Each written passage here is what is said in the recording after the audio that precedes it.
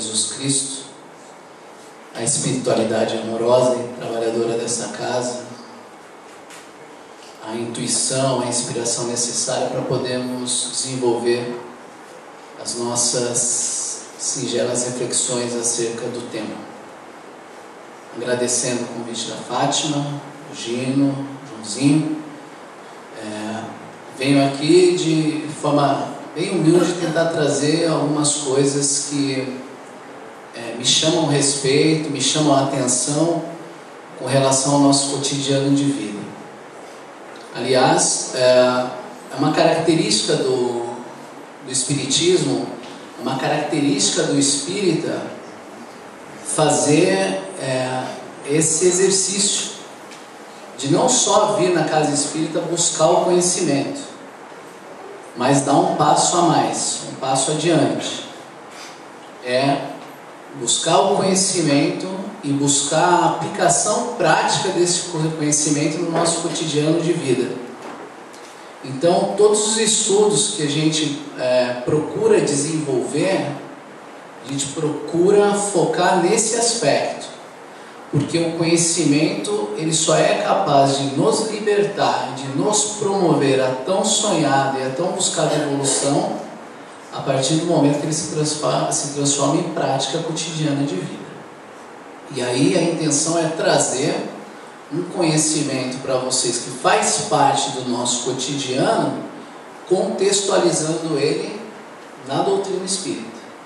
De que forma contextualizar para que a gente possa aurir os melhores resultados, obter as melhores ações, sempre visando a nossa evolução. Tudo bem? Nós vamos falar sobre o fim da dualidade, respeito ao ser integral, trabalhar o conceito de corpo e espírito, né? Existe uma tendência social de se dissociar isso aí e chegar ao corpo separado do espírito, o espírito separado do corpo. A gente vai entender mais ou menos como isso se dá. A nossa fala vai estar toda embasada na codificação espírita, nos livros de Kardec, né? Então nós temos lá o Evangelho segundo o Espiritismo, capítulo 17, Sede Perfeitos. Deixa eu virar um pouquinho, fica mais fácil.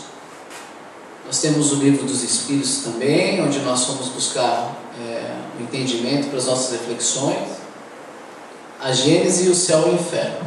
Está tudo ali para quem tiver intenção depois. Seria interessante ler na íntegra todo o contexto para poder entender da onde a gente está partindo das reflexões. Tudo bem? Está dando para me ouvir aí? Tranquilo? Maravilha. Então vamos lá. Como eu disse para vocês, a intenção é trabalhar essa ideia, esse aspecto do corpo e o espírito. Se a gente buscar entender de que forma isso acontece na sociedade, a gente vai perceber sim que existe uma tendência a se dissociar isso aí. Tanto é que existem preconceitos de ambos os lados. Aquela pessoa que trabalha muito a questão corporal tende a preconceituar as pessoas que buscam uma evolução espiritual, né? E aí utilizando termos pejorativos dependendo da religião que a pessoa frequenta, e o contrário também é verdadeiro, né? Às vezes até nós mesmos aqui, os espíritos, não nessa casa, aqui não tem isso, né? Mas em outros lugares, né, as pessoas tendem a preconceituar aquelas pessoas que dão maior atenção à questão do cuidado com o corpo físico.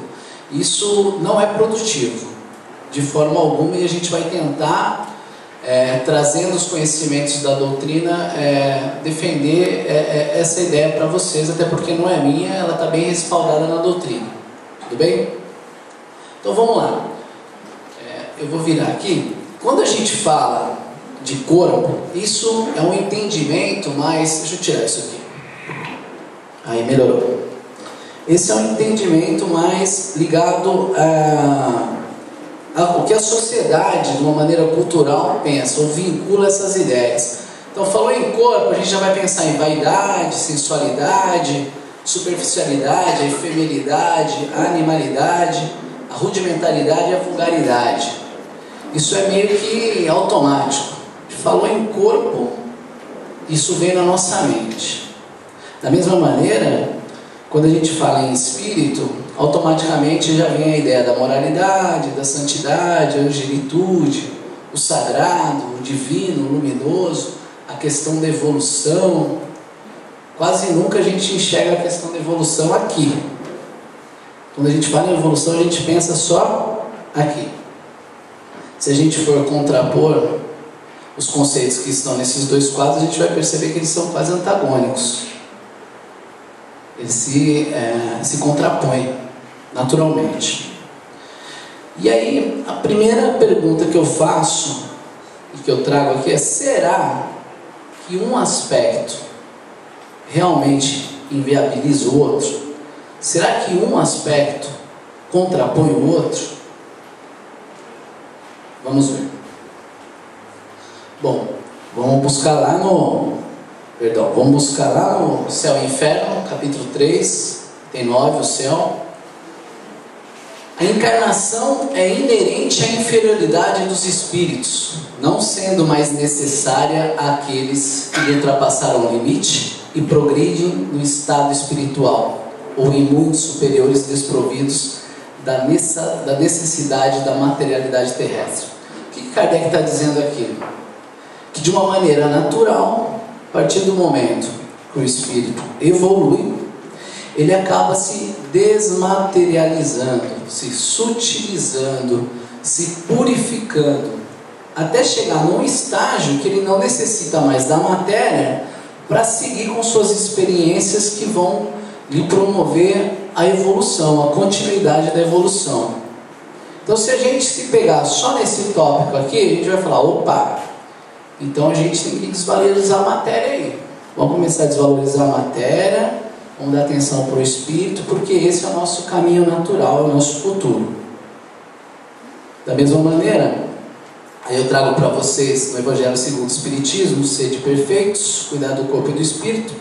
Georges, espírito protetor, ele diz o seguinte: a necessidade de se cuidar do corpo, que entre as alternativas de saúde e doença, influi de uma maneira muito importante na alma, a qual é preciso considerar como cativa da carne. Para que essa prisioneira viva, movimente-se e até conceba ilusões de liberdade, o corpo deve estar são, disposto e vigoroso. Opa, e agora?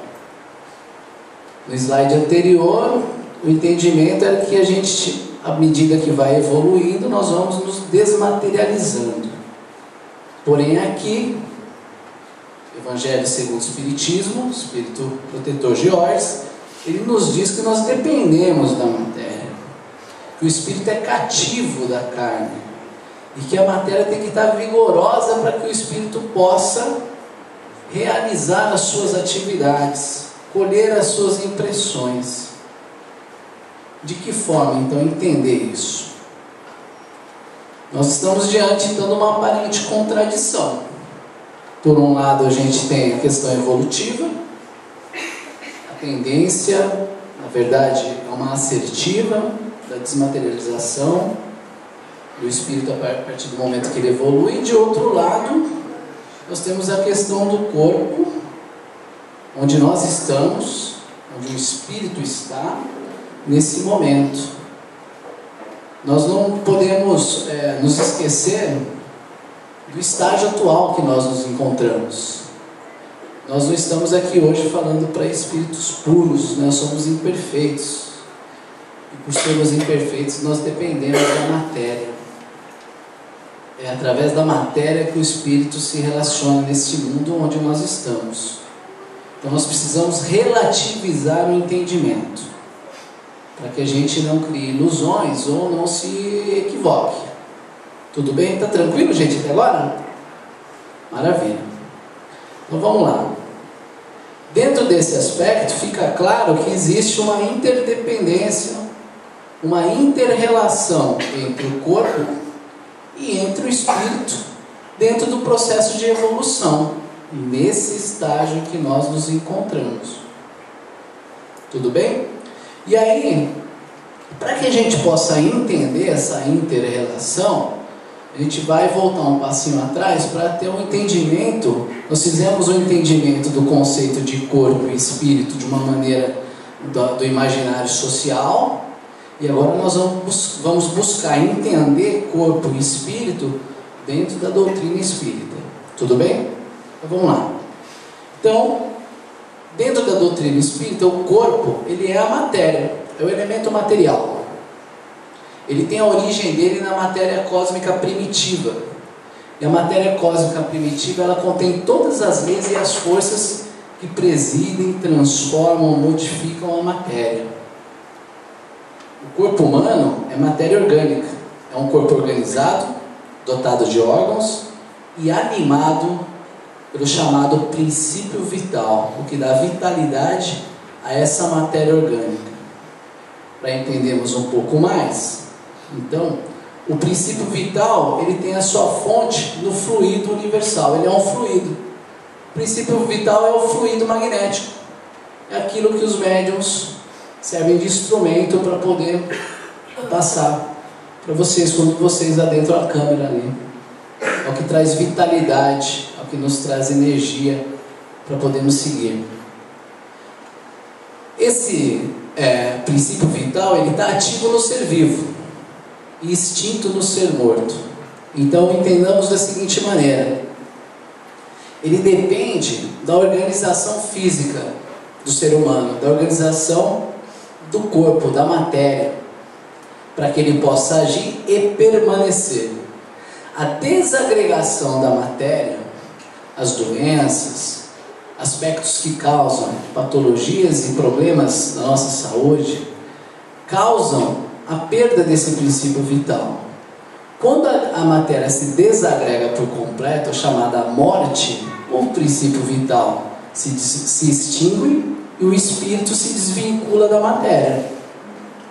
Então a permanência do espírito agregado à matéria depende necessariamente dessa ligação qualificada, potencializada entre princípio vital e matéria. Tá claro, gente? Tudo bem?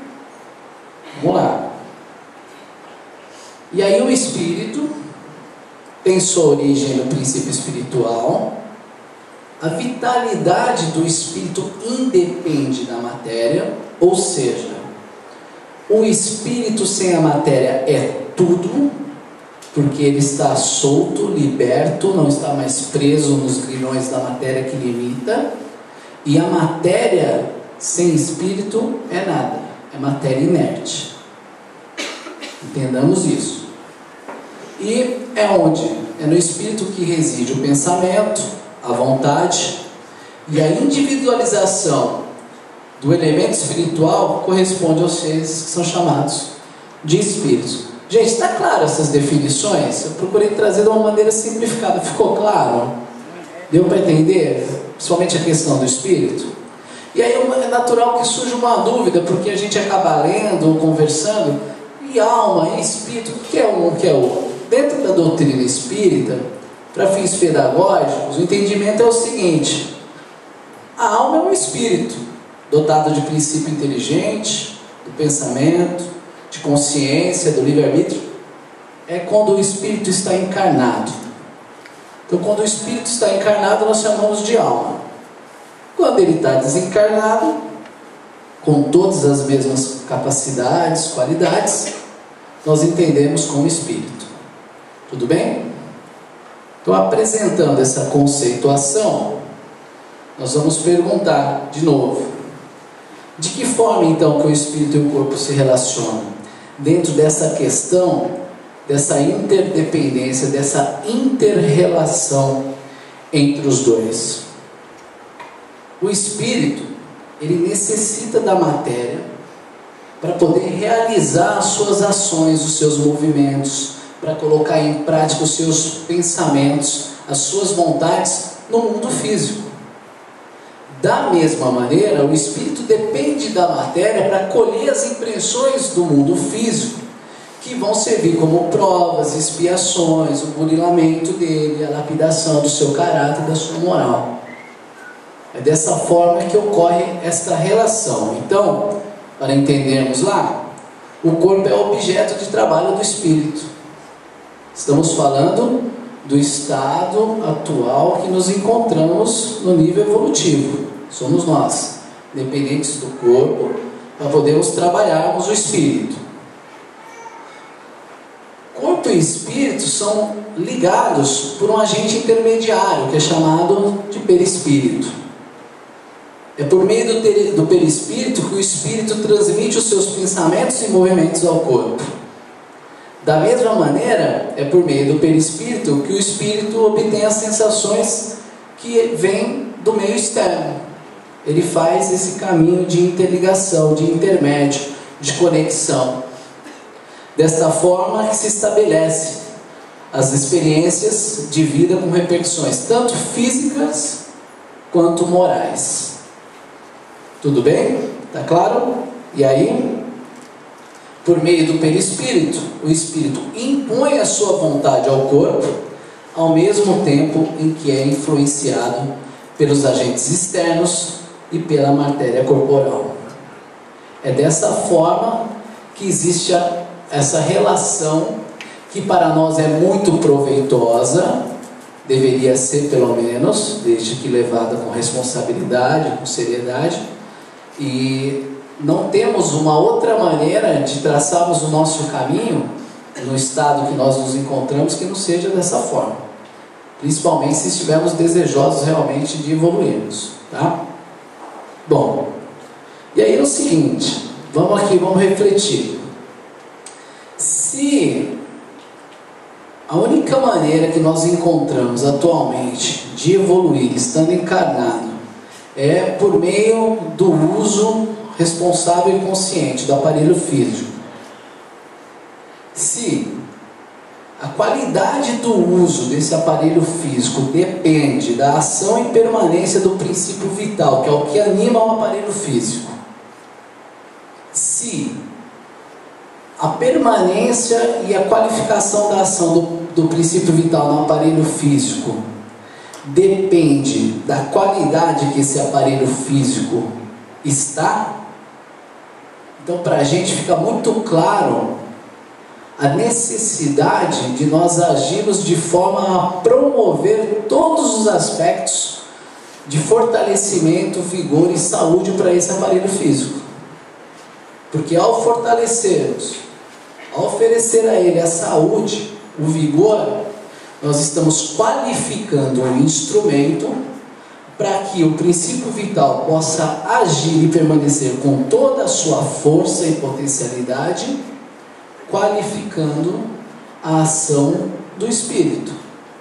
Nesse aspecto, tudo aquilo que a gente vê cotidianamente e a gente não faz relação com a doutrina espírita, passa a ser contextualizada. Por exemplo, a gente abre o jornal, a revista, a internet, os programas de televisão, tem que fazer atividade física, faz bem para a saúde, isso, aquilo, outro. Tem que comer direito, faz bem para a saúde, tem que diminuir o estresse.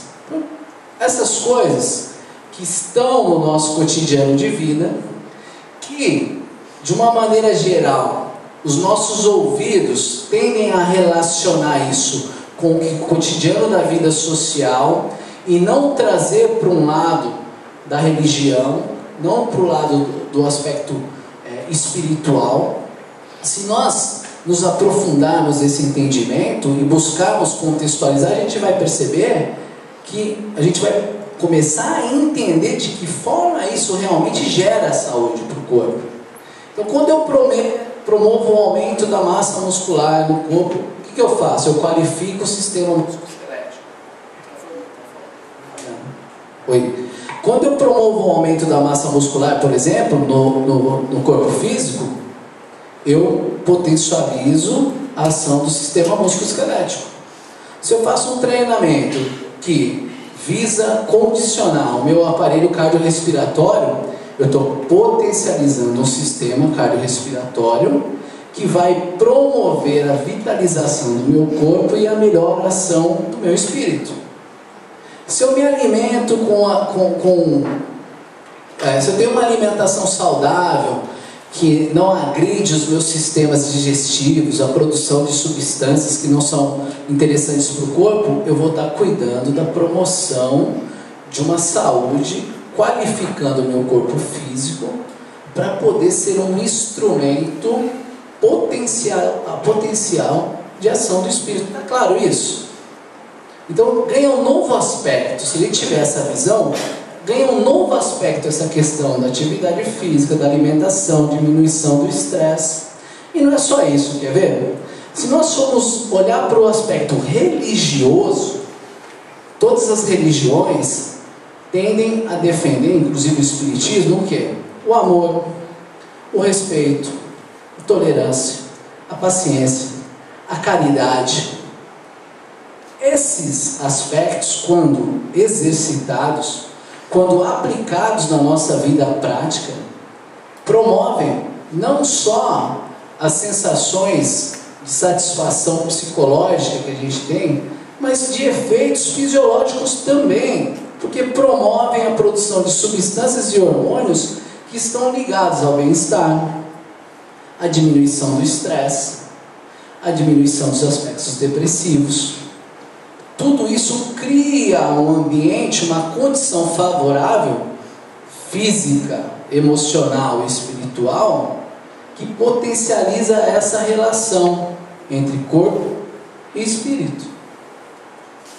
Então nos parece muito claro que o fim da dualidade, ela passa a acontecer a partir do momento que as pessoas passam a entender que o corpo hoje é instrumento primordial para que nós possamos exercer as nossas experiências reencarnatórias e dar trato à nossa evolução.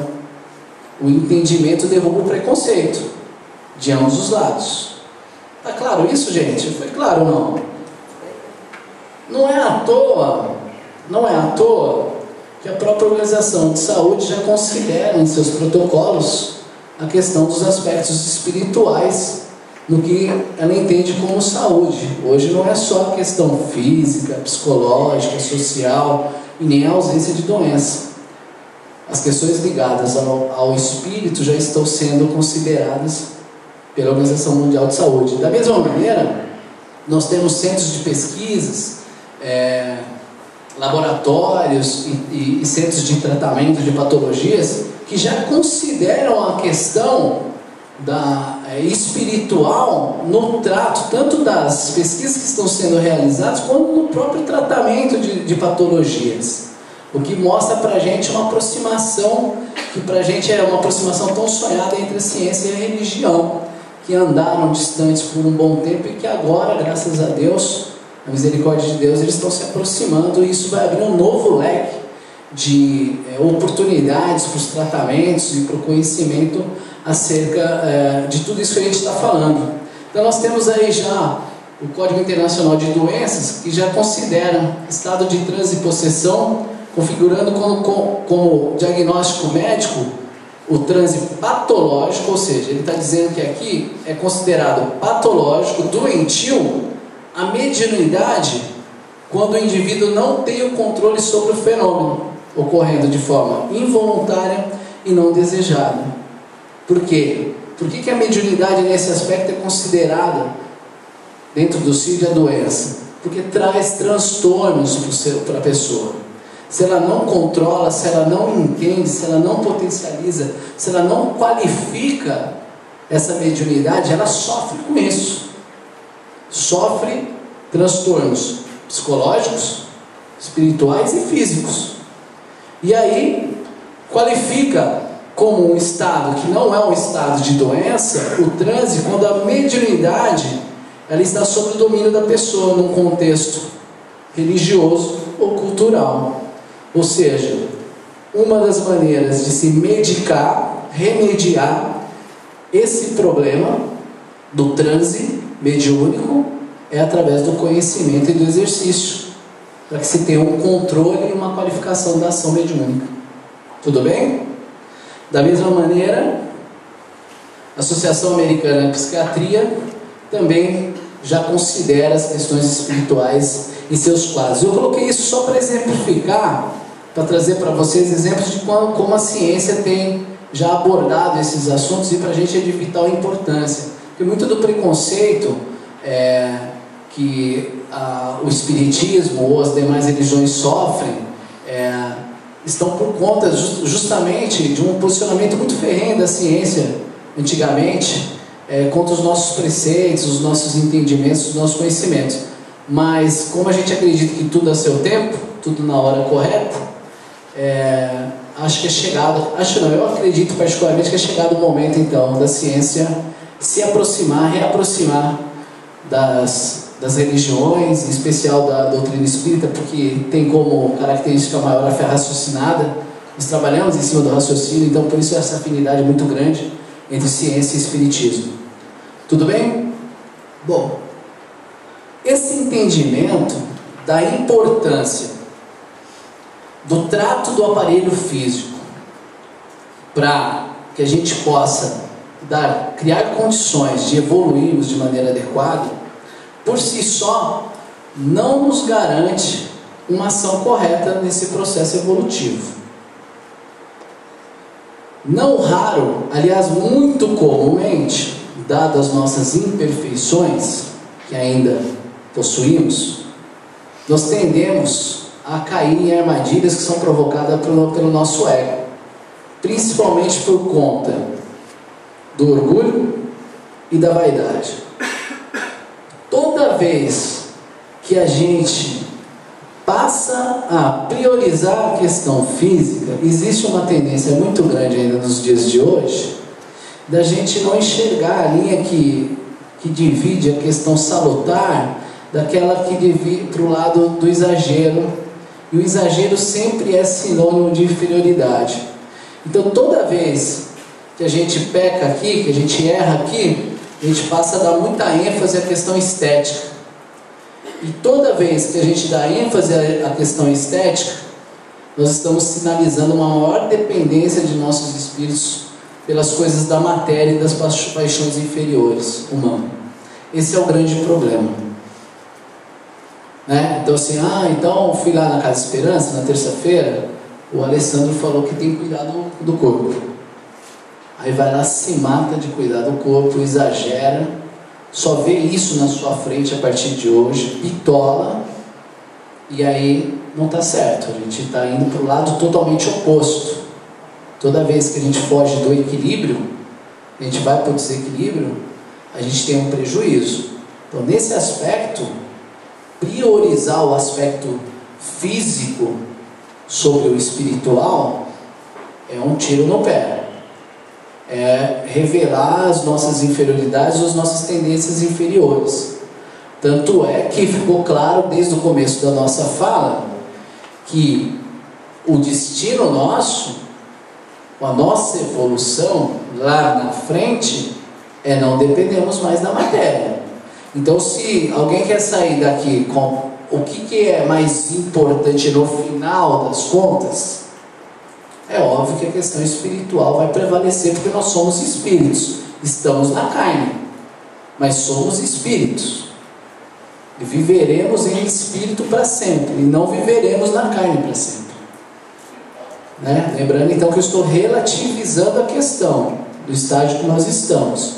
Então quando a gente passa a dar muita ênfase à questão estética, a gente vai sinalizar de forma natural uma maior dependência da matéria e das paixões inferiores humanas.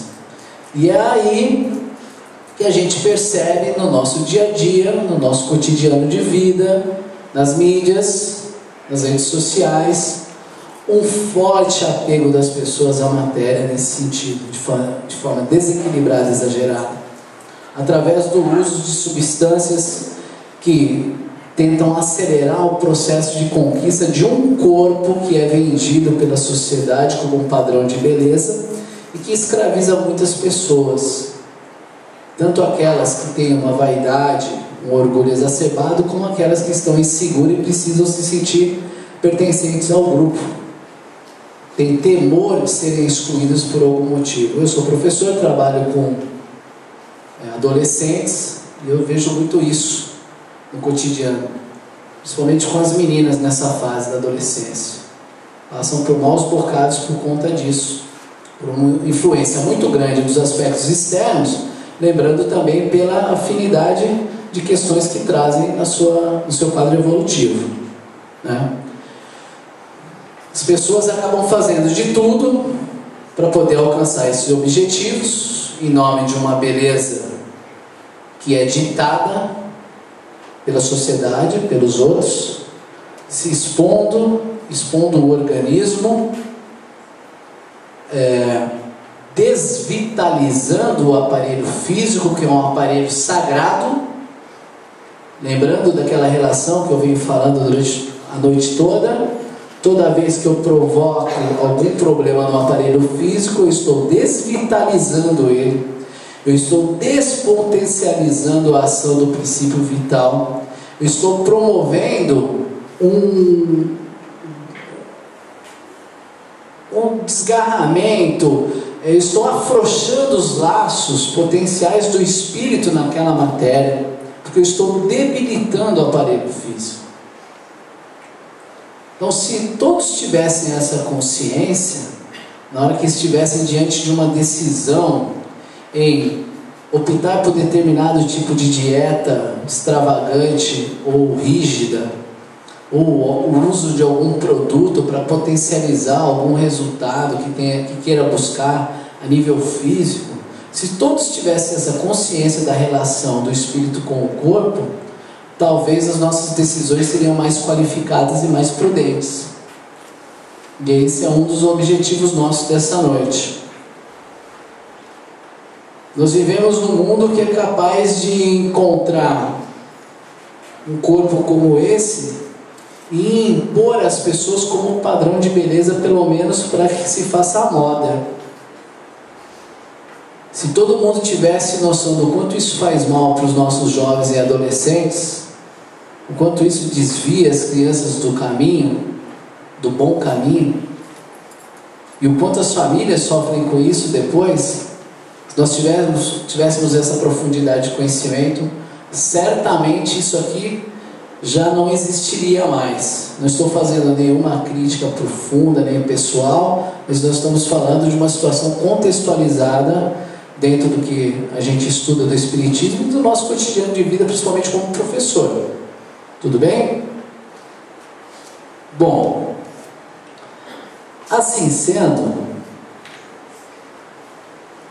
vou terminar um pouquinho antes hoje, hein? Sem problema, né? Assim sendo, nós precisamos entender o que dessa conversa dessa noite? Entender que o futuro nosso, enquanto espíritos, é nos desmaterializarmos, nos sutilizarmos, nos purificarmos. Porém, esse futuro está longe, né, Josinho? Bem longe. Ainda somos aqueles que dependem da matéria para realizar as nossas experiências, para podermos nos relacionar com as pessoas, para podermos imprimir as nossas vontades, os nossos movimentos no mundo material em que vivemos, e para que possamos também colher desse mundo todas as impressões que são fundamentais para que a gente exerça o nosso processo evolutivo. São essas impressões, são essas relações que desenvolvemos hoje na carne com as pessoas que nos lapidam, nos burilam em forma das provas e das expiações e que nos alavancam o processo evolutivo.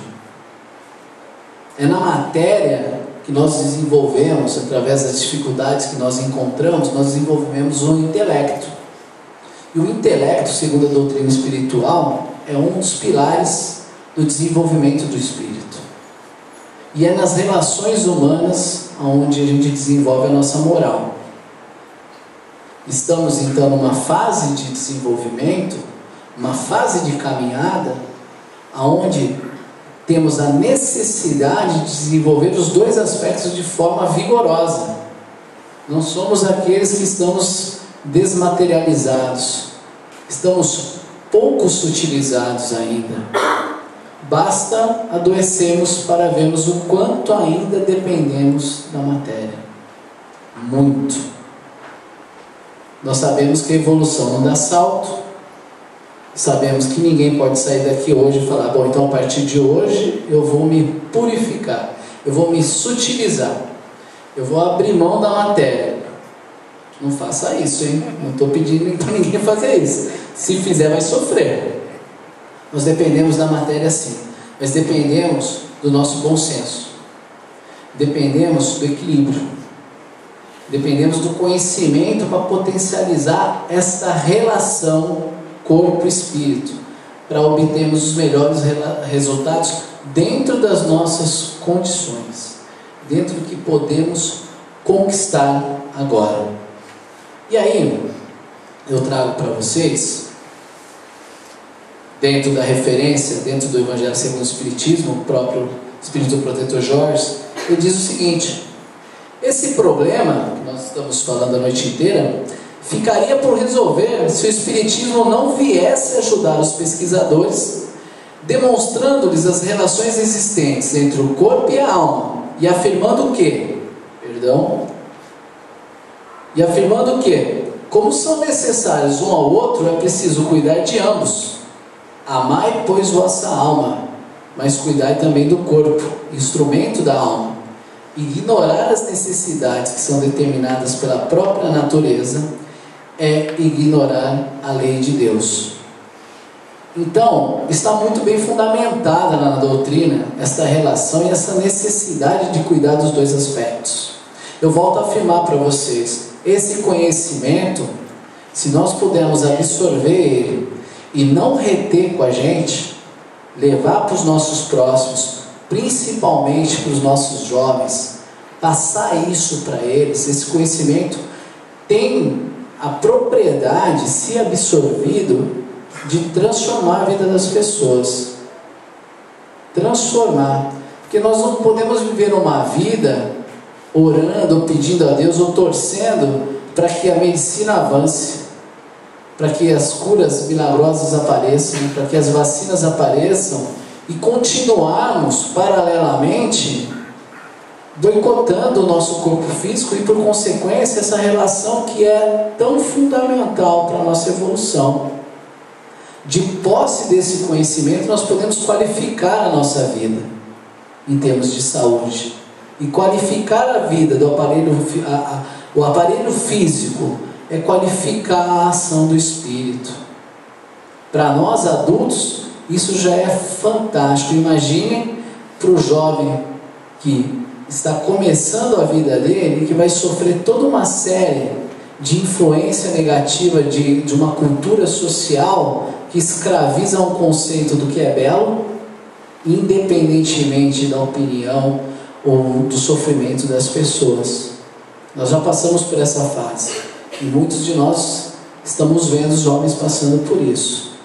Então a ideia do trabalho dessa noite é trazer dentro da doutrina espírita conhecimentos e esclarecimentos que possam nos dar condições de aplicar na nossa prática de vida os conhecimentos que nós estamos buscando. Eu volto a repetir o que foi falado no começo da noite, de que a nossa obrigação é dar um passo à frente. Nós temos que vir aqui buscar conhecimento, sim, mas nós temos que aplicá-los na nossa prática cotidiana de vida. Nós temos que mudar para melhor. Só assim o mundo muda. Não tem outro jeito. Não vai ser o presidente, não vai ser o dirigente da casa que vai fazer por nós, não vai ser o prefeito. Nós temos que fazer por nós. E quando fazemos por nós, isso contagia os outros, com certeza. Então, assim sendo, eu agradeço a paciência de vocês, o carinho, a atenção. Estou olhando daqui, ninguém dormiu. Isso é bom, né? Agradeço o convite, o espaço, Gino, Fátima, Joãozinho, confiança. Agradeço a Deus pela oportunidade, a espiritualidade amorosa que com certeza está do nosso lado, inspirando, nos intuindo, melhorando um pouco o que a gente traz, porque nós ainda somos muito pequenos nessa caminhada, estamos iniciando. E sem eles, com certeza, nós não teríamos condição de executar o trabalho que executamos. Muito obrigado a todos, que Deus abençoe a todos. Tenham uma boa noite.